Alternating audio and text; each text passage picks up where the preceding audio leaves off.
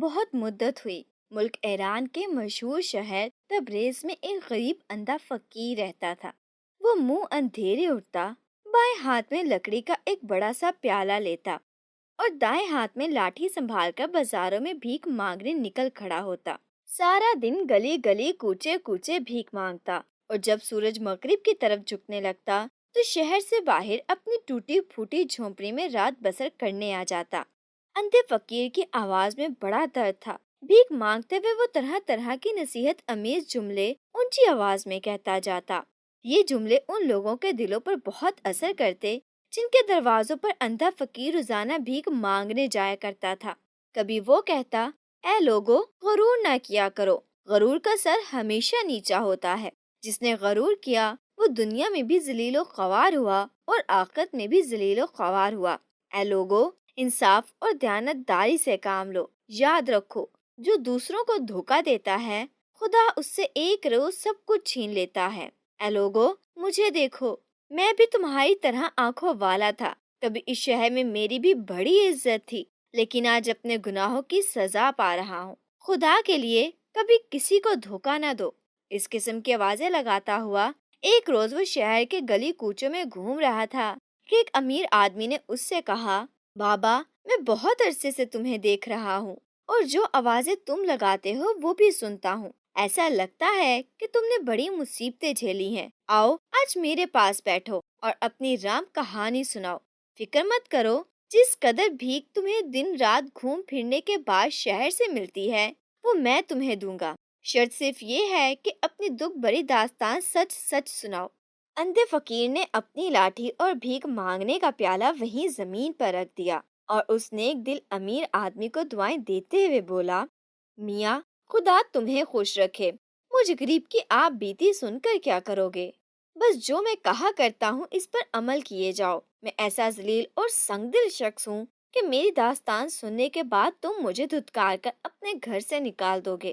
امیر آدمی نے اندھے فقیر کو یقین دلایا کہ وہ ہرگز ہرگز یہ سلوک نہ کرے گا، بلکہ وہ تو عبرت حاصل کرنے کے لیے اسے کہانی سننے کا خواہش مند ہے۔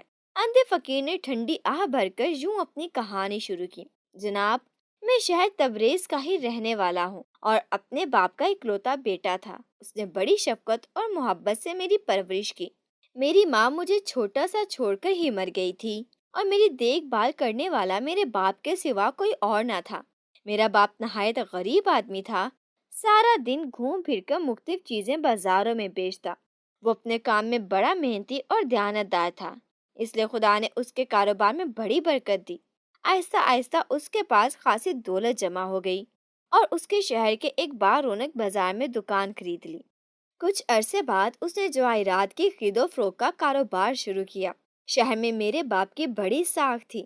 دوسرے تاجر اور جوہری اسی زبانی وعدے پر ہزاروں لاکھوں کے جواہرات دے دیا کرتے تھے، اور سارے شہر میں بلکہ تمام ملک میں میرے باپ کی ایمانداری اور شرافت کی دھوم تھی۔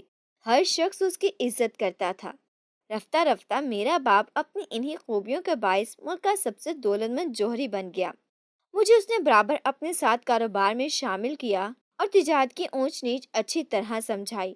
وہ کہا کرتا تھا کہ بیٹا، یہ سب مال و دولت اور کاروبار میرے بعد تمہارا ہے اور تم ہی اسے سنبھالو گے، لیکن یاد رکھو، دیانت، محنت، ساکھ کاروبار کی جان ہے۔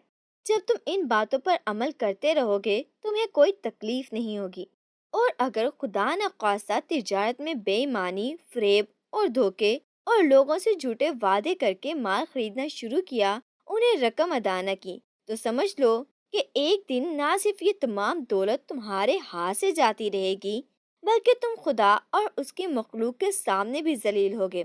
لہٰذا یہ طے کر لو کہ کیسے ہی حالت پیش کیوں نہ آئے، ایمانداری اور دیانت کو ہاتھ سے نہیں جانے دینا۔ میں اپنے باپ کی یہ عمدہ باتیں اور عمدہ نصیحتیں دن رات سنتا اور ان پر عمل کرنے کا وعدہ کرتا۔ کچھ عرصے بعد میرا باپ دوسرے تاجروں کے ساتھ موتی خریدنے کے ارادے سے بحرین کے سفر پر روانہ ہوا۔ اسے اس کاروبار میں بڑا نفع ہوا، مگر چند دن کے اندر اندر وہ بیمار ہو کر مر گیا۔ باپ کے مرتے ہی دنیا میری آنکھوں میں اندھیر ہو گئی۔ ایسا لگا کہ اس غم سے میں اپنے ہوش و حواس کھو بیٹھوں گا۔ کسی بات اور کسی کام میں جی نہ لگتا تھا۔ हर वक्त बाप की सूरत निगाहों के सामने रहती, एक कोने में मुंह छुपाए आंसू बहाता रहता। आहिस्ता आहिस्ता ये हालत दूर होनी शुरू हुई। मैंने कारोबार की तरफ ध्यान दिया। दूसरे ताजरों ने मेरा हौसला अफजाई की और हर किस्म के मशवरे और मदद का वादा किया। गर्ज में दुकान पर बैठने लगा और वो तमाम लगे बंदे ग्राहक जो मेरी दुकान पर जवाहरात खरीदने के लिए आते थे, अब भी आने लगे। कुछ अरसे तक तो मैं अपने बाप की वसीयत के मुताबिक ईमानदारी से कारोबार चलाता रहा, मगर फिर ऐसा हुआ कि ज्यादा से ज्यादा दौलत कमाने की धुन मेरे सर पर सवार हो गई। मैं चाहता था कि दुकान में जितनी तिजोरियां रखी हैं, उन सब में सोने की अशरफियां और हीरे जवाहरात नीचे से ऊपर तक भरे हों और मैं उन्हें देख देख कर खुश होता रहूं। दौलत कमाने की ये हवस रोज बरोज बढ़ती ही गई, यहाँ तक कि मैं अपने बाप की तमाम नसीहतें भूल गया और कारोबार में बेईमानी से काम लेने लगा। मैंने महसूस किया कि ग्राहकों को धोखा और फरेब देकर मैं ज्यादा दौलत कमा सकता हूँ। कभी कभी मेरा दिल मलामत भी करता कि मुझे ये हरकत नहीं करनी चाहिए, लेकिन जूं जूं दौलत के खजाने मेरे पास जमा होते गए, दिल ने लानत मलामत करना भी छोड़ दी। अब मैं धड़ल्ले से लोगों को लूट लूट कर अपनी तिजोरियां भरने लगा।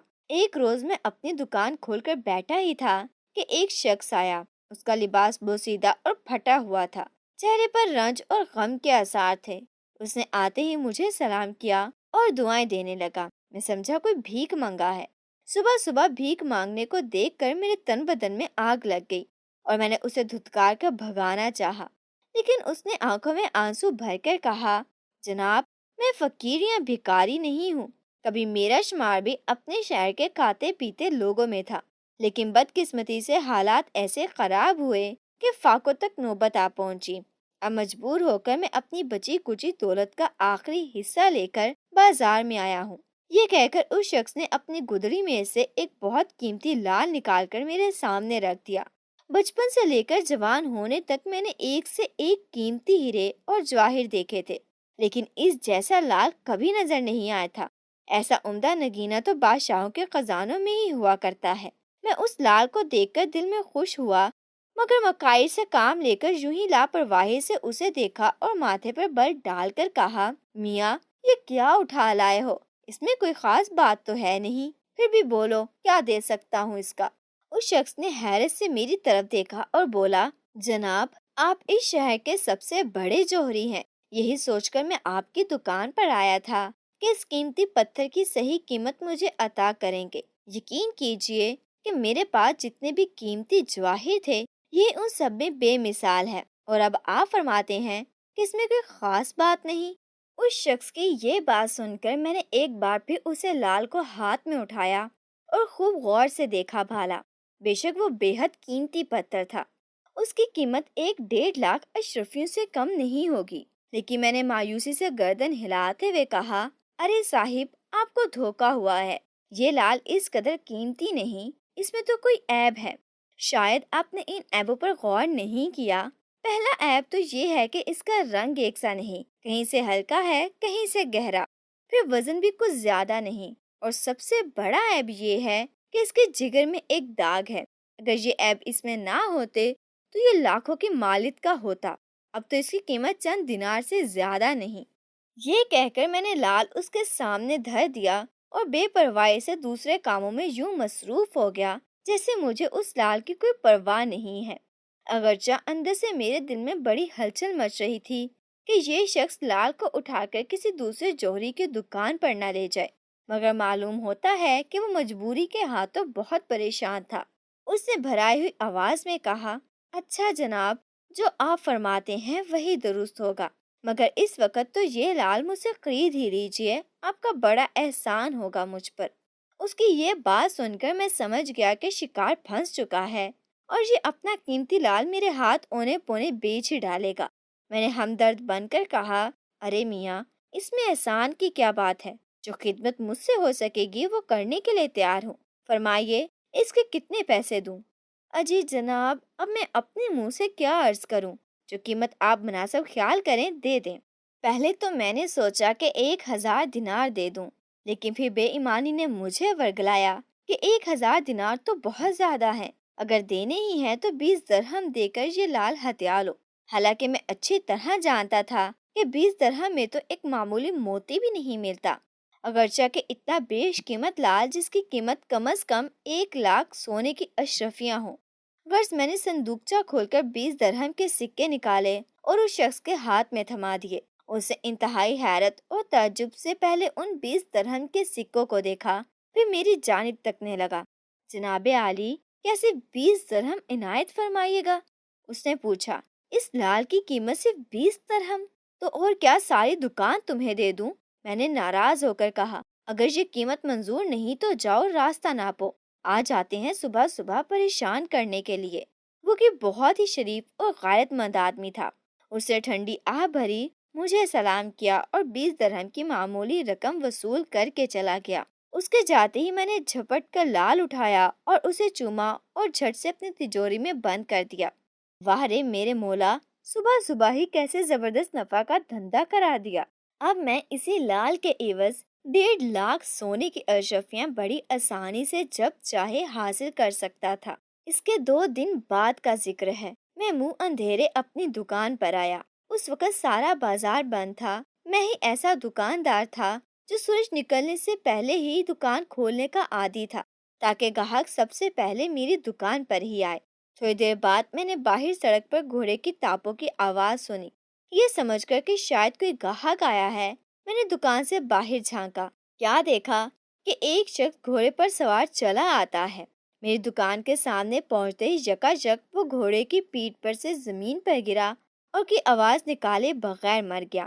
سوار کے گرتے ہی کئی راہگیر اور کام کاج پر جانے والے مزدور اور ایسے ہی دوسرے آدمی دوڑے ہوئے آئے اور آتے ہی مجھے گھیر لیا، کیونکہ بدقسمتی سے میں گھڑ سوار کے گرتے ہی اپنی دکان سے نکل کر اس کے قریب پہنچ گیا تھا اور میرا ارادہ تھا کہ جو کچھ اس کی جیب میں ہوگا وہ نکال کر اپنے قبضے میں کر لوں گا۔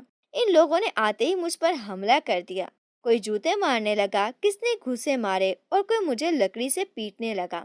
وہ سب ایک آواز ہو کر یہی کہتے تھے کہ گھڑ سوار کو تم نے مارا ہے۔ میں لاکھ دہائی دیتا کہ میں نے اسے مارنا تو ایک طرف ہاتھ تک نہیں لگایا، لیکن کسی نے میری ایک نہ سنی۔ آنن فانن لوگوں نے میری مشکیں باندھ لیں۔ میں نے اپنے تاجر بھائیوں اور دوسرے ان دکانداروں کو مدد کے لیے پکارا جو اپنی اپنی دکان کھول چکے تھے، لیکن کوئی مدد کے لیے نہ آیا۔ سب دور کھڑے تماشا دیکھتے رہے، جیسا وہ سب میری بے ایمانیوں اور دھوکے سے اچھی طرح واقف ہو چکے تھے اور مجھ سے نفرت کرنے لگے تھے۔ اتنے میں شہر کا کوتوال سپاہیوں سمیت آ گیا۔ وہ بھی مجھ سے جلتا تھا، کیونکہ ایک موقع پر میں نے اس کی بیوی سے سونے کے ایک ہار کی 4 گنا قیمت وصول کی تھی۔ کوتوال نے آتے ہی پہلے تو میری خوب ٹھکائی کی، پھر گرفتار کر کے شہر کے حاکم کی عدالت میں لے گیا۔ شہر کا حاکم نہایت بدمعاش اور بے ایمان آدمی تھا۔ ایک مرتبہ وہ میری دکان پر آیا تھا اور حکومت کا رعب جتا کر کچھ جواہرات لے جانے کی کوشش کی تھی، مگر میں نے اسے بے عزت کر کے نکال دیا تھا۔ اب جو اس نے مجھے اس حالت میں دیکھا تو بہت خوش ہوا، اور یہ سن کر کہ میں نے گھڑ سوار کو جان سے مار ڈالا ہے، فوراً میرے لیے سزائے موت کا حکم سنا دیا۔ میں نے اس کی بڑی منت سماجت کی، بہت قسمیں کھائیں کہ میں تو اس گھڑ سوار کو جانتا تک نہیں اور نہ میری اس سے کوئی دشمنی تھی، میں اسے کیوں ہلاک کرتا۔ مگر حاکم نے میری کسی بات پر کان نہ دھرا اور جلاد کو بلا کر مجھے اس کے حوالے کر دیا۔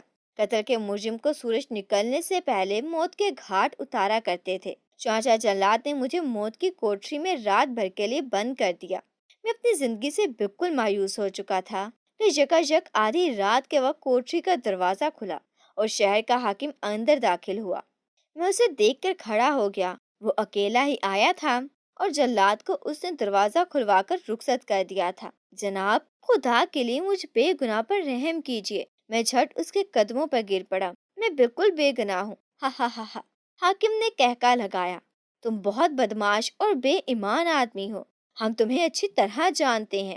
میں تو مدت سے اس فکر میں تھا کہ تم کسی طرح میرے پھندے میں پھنسو۔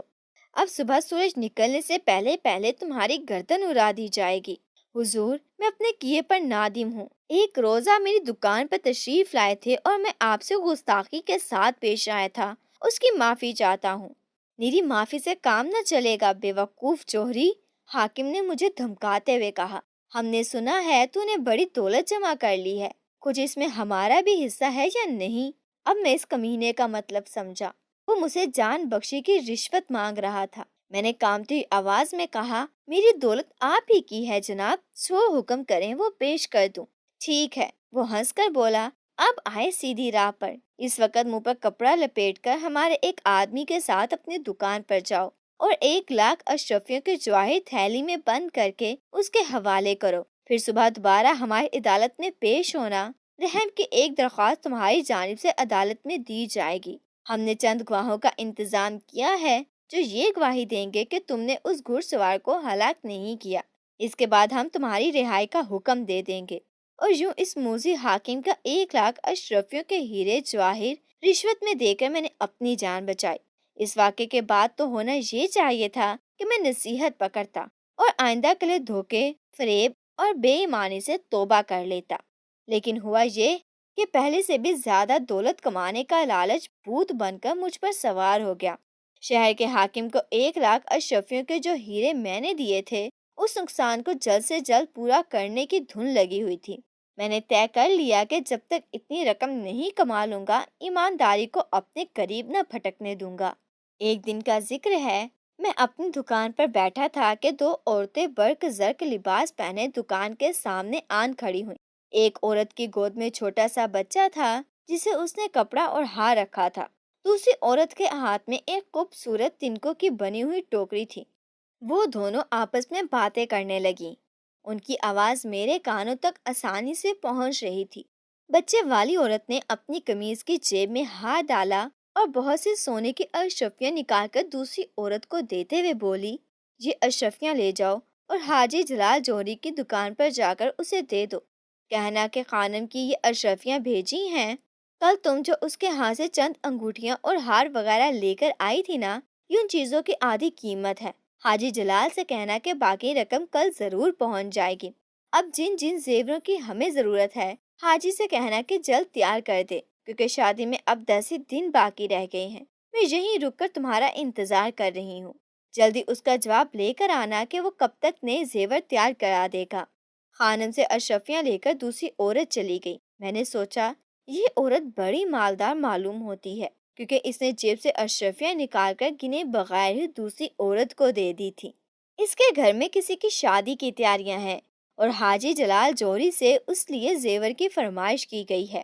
چانچہ میں نے بڑے ادب سے خانم کو سلام کیا اور کہا، اے معزز خاتون، آپ وہاں سڑک پر کب تک کھڑی رہیں گی؟ یہاں میری دکان میں آ کر بیٹھ جائیے۔ یہ سنتے ہی وہ عورت کچھ شرمائے پھر جھجکتی ہوئی آئی اور دکان کے بیرونی حصے میں بیٹھ گئی۔ میں نے کہا، معزز خاتون، کیا میں پوچھ سکتا ہوں کہ حاجی جلال جوہری سے آپ نے کون کون سے زیور کن کن داموں میں خریدے ہیں؟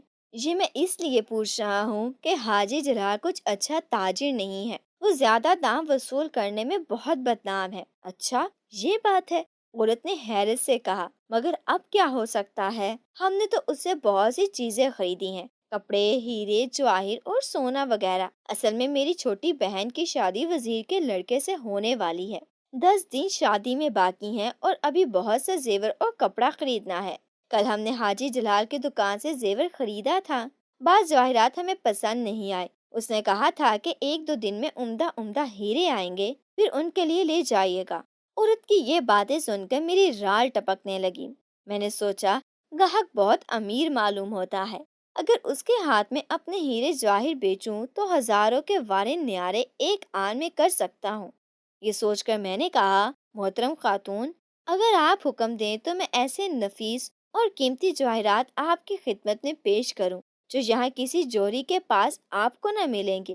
قیمت کی آپ فکر نہ کیجیے، جس قدر ممکن ہو سکا قیمت میں رعایت کر دوں گا۔ یہ سنتے ہی اس عورت نے خوش ہو کر کہا، ہاں ہاں ضرور دکھائیے، اگر پسند آئے تو خرید لوں گی، لیکن خریدنا شرط یہ ہے کہ خریدنے سے پہلے یہ جواہر اپنے مکان پر بھیجوں گی تاکہ میری بہن بھی پسند کر لے جس کی شادی ہونے والی ہے۔ خدا کرے اسے آپ کے دکھائے ہوئے ہیرے جواہرات پسند آ جائے، پھر تو ہم منہ مانگی قیمت پر بھی خرید لیں گے۔ خانم کی یہ بات سن کر میرے لالچ کے میرے منہ میں پانی بھر آیا۔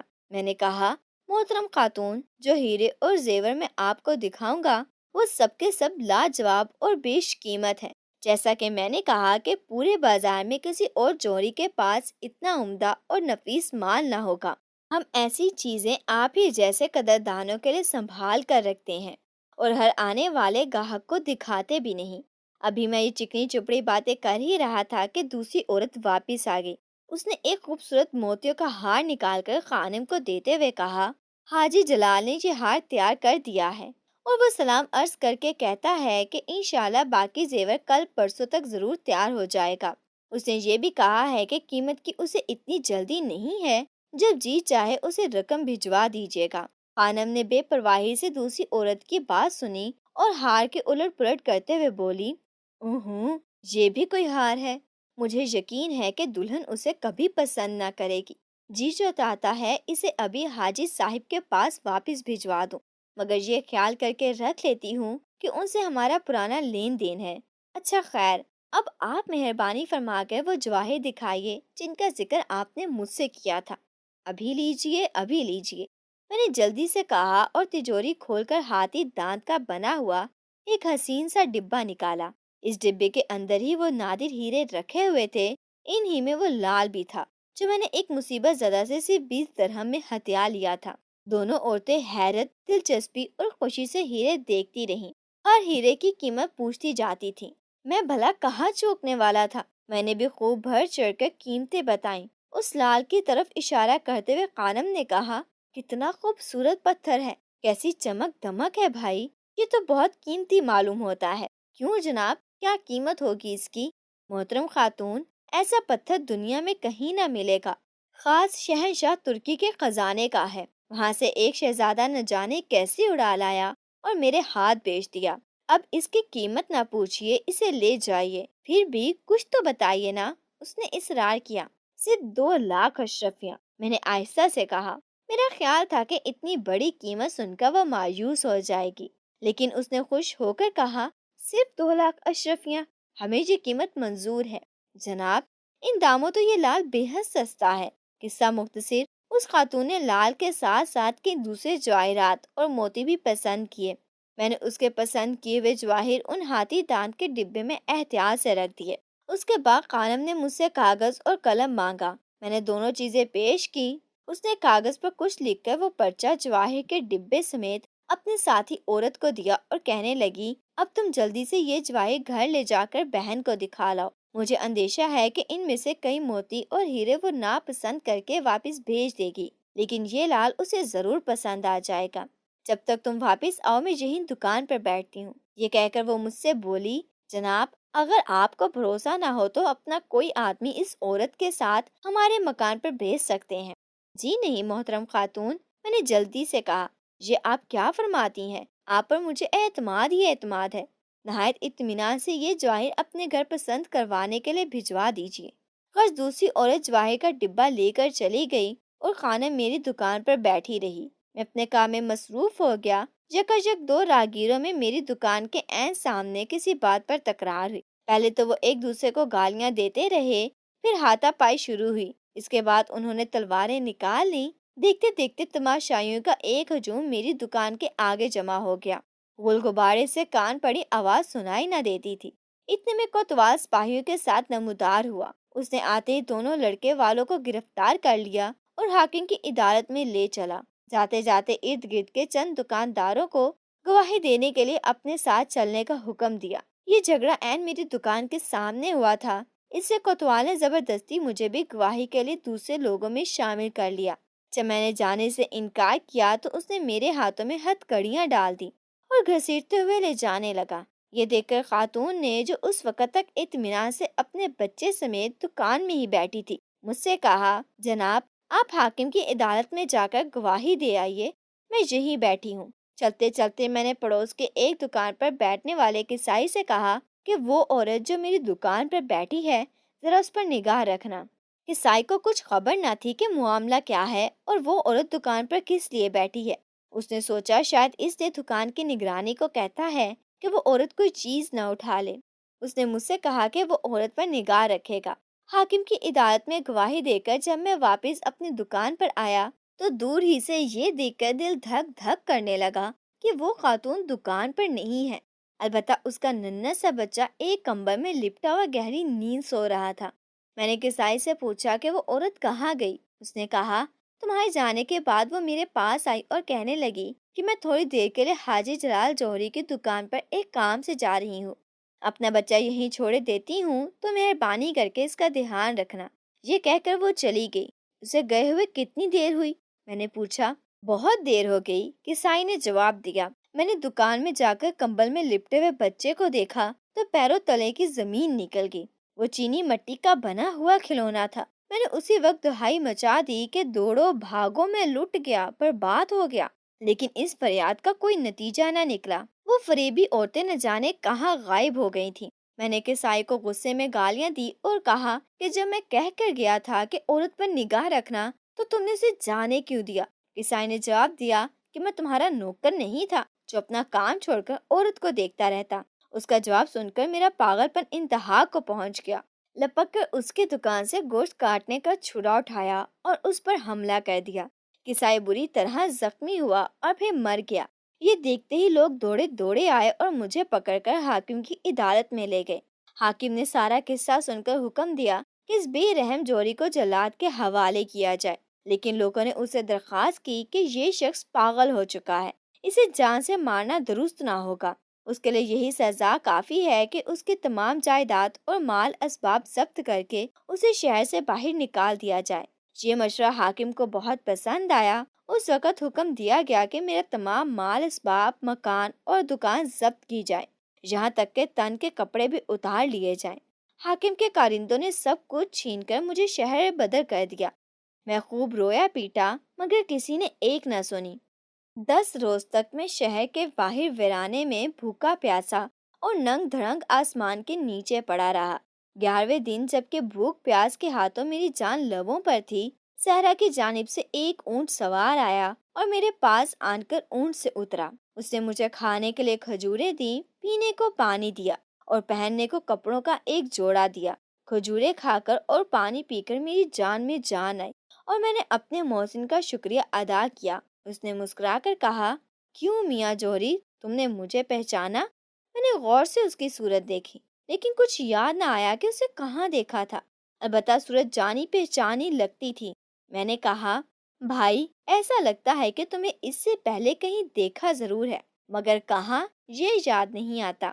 یہ سن کر وہ ہنسا اور کہنے لگا، میاں جوہری، تمہیں وہ پھٹے حالوں والا آدمی یاد ہے جو ایک روز صبح صبح تمہاری دکان پر ایک لال بیچنے کے لیے آیا تھا اور تم نے 20 درہم کے بدلے میں وہ بیش قیمت لال اس سے خریدا تھا؟ دہشت سے میرے رونگٹے کھڑے ہو گئے۔ بے شک یہ اجنبی وہی تھا۔ میں نے جھک کر اس کے قدموں پر سر رکھنا چاہا لیکن وہ اچھل کر پرے ہٹ گیا۔ پھر اس نے اپنی جیب سے مخمل کی ایک تھیلی نکال کر اس کا منہ کھولا۔ تھیلی کا منہ کھلتے ہی اس میں سے سینکڑوں ہزاروں ویسے ہی لال نکل کر زمین پر بکھر گئے، جیسا ایک لال اس اجنبی نے 20 درہم میں میرے ہاتھ بیچا تھا۔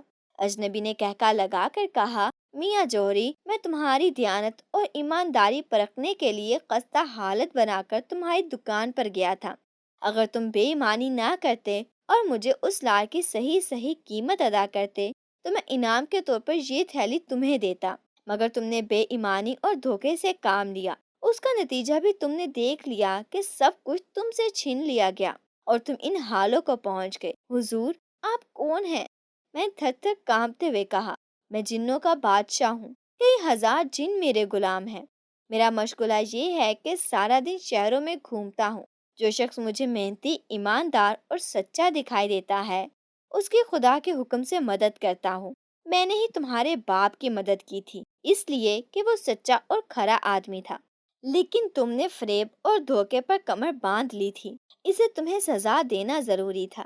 جنوں کے بادشاہ کی یہ بات سن کر میں نے بری طرح رونا اور چلانا شروع کر دیا کہ خدا کے لیے مجھے معاف کر دو، آئندہ عہد کرتا ہوں کہ کبھی کسی کو دھوکہ نہ دوں گا، کسی سے فریب نہ کروں گا، میری دولت واپس کر دی جائے۔ لیکن یہ رونا دھونا سب بیکار گیا۔ نظر اٹھا کر دیکھا تو جنوں کا بادشاہ غائب ہو چکا تھا۔ وہ دن اور آج کا دن در در بھیک مانگنا میرا مقدر ہے۔ آہستہ آہستہ میری آنکھوں نے بھی جواب دے دیا اور میں اندھا ہو گیا۔ اب تبریز کے بازاروں میں، گلی کوچوں میں بھیک مانگتا ہوں اور لوگوں کو نصیحت کرتا ہوں کہ وہ میرا حال دیکھ کر عبرت حاصل کریں۔ جو شخص بھی سچائی، دیانت اور ایمانداری کا راستہ چھوڑ کر دھوکے، فریب اور بے ایمانی کا راستہ اختیار کرتا ہے، وہ ہمیشہ دنیا میں بھی ذلیل و خوار ہوتا ہے اور آخرت میں بھی اس کے لیے رسوائی ہے۔ خدا میرے گناہ معاف کرے اور میری خطائیں بخش دے۔